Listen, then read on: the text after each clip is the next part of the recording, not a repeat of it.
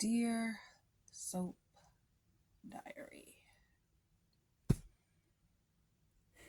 So this is my second attempt at this video because honestly, I was highly emotional when I tried to record it earlier. So first and foremost, I want to talk about the situation with Kat because that was hard to watch. That was hard to watch. That was hard to see. That was hard to process.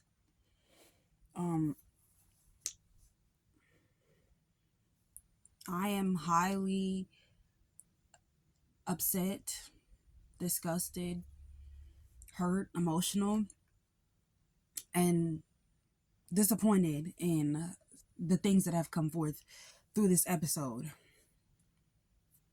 And it really begs the question, what was the purpose of all of this whole situation with Kat and Tomas? Like, why did the writers even do this? I really don't have the words, but I'm gonna do my best to gather them. Oh, my neighbor, he's on my. I'm gonna do my best to gather them and muster up my thoughts and feelings about this episode, because in today's episode, Kat lost her virginity to Tomas unnecessarily, unceremoniously, and disrespectfully. You know, Tomas sat in her face and lied, said nothing was going on with him and Eva, nothing had happened in the room before she walked in, was doing and saying everything in his power to guilt trip and gaslight Kat into proving her love for him or her feelings for him. Just disgusting. And, you know, saying, I think you're with me to stick it to Eva, really? Because from what I recall, she didn't even really know Eva when she met Tomas. So how am I with you to stick it to? Because I trust you enough to talk to you about my feelings about my evil half sister and this evil girl that is working for my family, and I know she's evil, and you're like, oh, she was dealt a bad hand. That is why I said what I said in my previous videos and also my tweets. I said this before I even tweeted about him being jealous and insecure with Kat, wanting her to prove herself to him, wanting her to chase him, wanting her to show him he's worth it, that he's special when he's not. And Eva does those things, and when he got it, he was like, I actually prefer it from the person that I want to chase me and want to give their affections to me, so I can feel worthy of something, so I can feel like I have any value in this world, when I know I don't. He has no value in this world. That's one thing for certain. Two things for sure: he's really the scum of the earth. And to watch Kat give herself to him was just so, as my dad would say, heart-rendering. It really was. I was highly emotional. I do my best to not look at Twitter before the episode starts and everything like that, and before I do my commentary, because I don't want Twitter to influence my commentary. But I was out all day, hadn't looked at social media, was very busy, and came home, and I was on the phone with my aunt, and I just so happened to look at my computer and see a tweet, and also look at YouTube and see like the picture. And I was racking my brain trying to figure out, what could it have been that could make these actions happen? I saw somebody say she really did that. I know she regrets it. I'm like, did she find out about him and Eva and she's trying to prove a point? When the show started and I saw her with Chelsea, I said, did Chelsea tell her, girl, you better use that box to get what you want? Like, what is it that made her go that far? And it was Tomas's lies and gaslighting, and her trying to prove that she had some type of feelings for him, which I don't believe, personally don't believe, because who can have feelings for a robot, right? So she thought he was better than that. She thought he was a guy of moral character and values, and she thought he was an upstanding person. She thought he was a businessman that was about his business just like how she was, and that he was smart and hardworking, and that's what she was attracted to. But really, he's a lying, manipulative sack of crap who's narcissistic and needs everybody's praise because he knows he's actually not doing anything. He's not worth anything. Getting praise from Eva didn't mean anything because she was always supposed to be something on the side, something fun, something easy to do, an easy conquest. Kat was the challenge. And he knows what he did and still went over there and took her virginity, even though he knows he's a liar and what he was saying to Eva last night. And I'm tired of the trope. Let me see what's okay.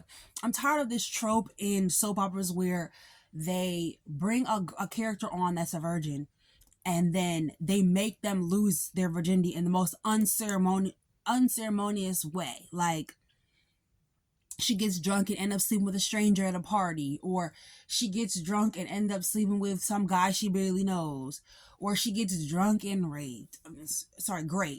She gets drunk and she gets taken advantage of. She does it with a guy who shouldn't, or like Jonathan and Tammy, where she ended up sleeping with a guy who was lying to her, ended up being her cousin. Like, she had a boyfriend for all that time, and then she found this guy at a bar and decided to do whatever with him, and he ended up being her cousin, and he knew he was her cousin.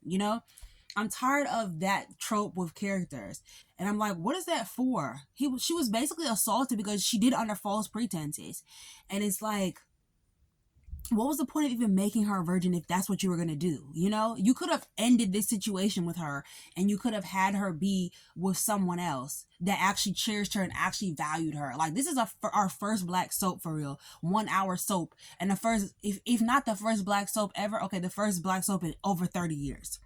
And, like 37 years really.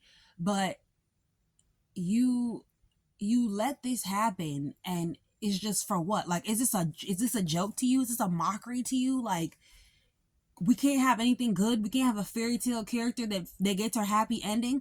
What couples do we even have to root for on this show? Like, there's Doug and Vanessa who she's cheating on him, and then we have Bill who cheated on Danny, Martin who's lying to Martin who's lying to Smitty. We have the rapist liar Tomas. We have Ted, who's an idiot who cheated as well. We don't have any happy couples. We don't have anybody to root for. Do you guys really think we're rooting for Naomi and Jacob? Really? We didn't even get to watch them fall in love. We just see them talk to each other and act like best friends. Like, they look like brother and sister, if you ask me. What are we here to even root for beyond the gates? I think you guys need to make this a dream or something, because this is unacceptable. Completely unacceptable.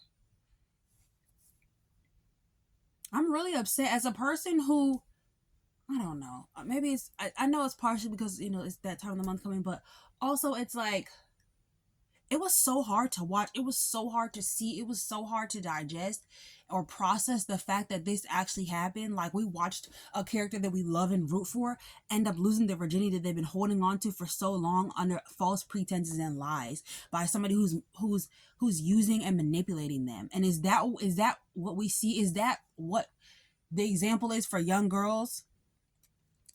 Just do it because you're going to get lied to and manipulated anyway? Like, why can't we see a young girl who saves herself and it actually goes right? Like, yeah, okay, we saw Spencer and Trina, but we all know that was like a retcon situation. And we knew he already lost his virginity to Esme, who was evil. Like, why can't we just see two people fall in love and it goes well? Like, they didn't even fall in love. She just had intense feelings for him, and she was mad at her whole family for everything that happened. It was really disheartening and really disappointing and really hurtful, especially as a person who holds a lot of moral values, a lot of old school moral values. It was hard. It was almost like me watching a bad thing happen to myself. Like, nobody wants that. Nobody wants that for themselves. Nobody wants to watch it on TV. What is this? Who the hell was... I know who was writing this, and I know why they got fired. Look at that. It just clicked. It finally hit me. Like Tina did Ike in the movie. It finally hit me. Okay? He wrote this foolishness? He wrote that? Who wrote this? Like Jill what's her name? Michelle Valjean. I'm looking at you funny. Because what was that? Like, I can see why she's like, we know what we're doing, and we're still second guessing what the hell they're doing because we don't know that you know what you're doing. We haven't seen you prove yourself. We saw a lot of drop storylines, and we saw a mess like this, and it should have never been this way. I know it's only been a few months, but we feel like we watched Kat grow. Watching another character go through this, we don't even want to see it because we don't trust you. I'm looking at you all, Sheila, whoever Sheila Ducksworth is. I'm looking at all y'all as funny. Like, what was that about? That was really weird. Who are the writers? That was really weird. Ron Calvatari, whatever it is. I'm looking at all you weird. That was weird. What was that?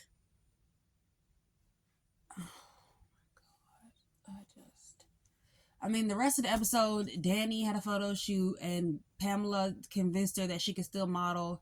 She had good laundry on. Hair was tea, body was tea.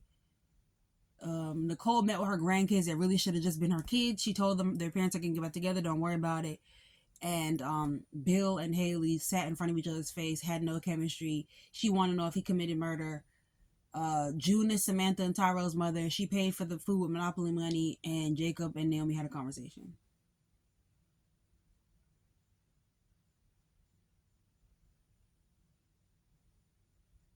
And the writers are trying to ruin Kat. In favor of what? In favor of Eva?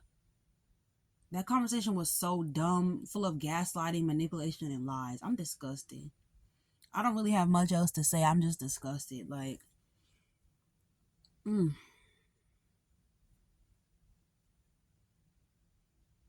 disappointed. I really am. I really am. No, good night, y'all. I can't. Good night. Sincerely, so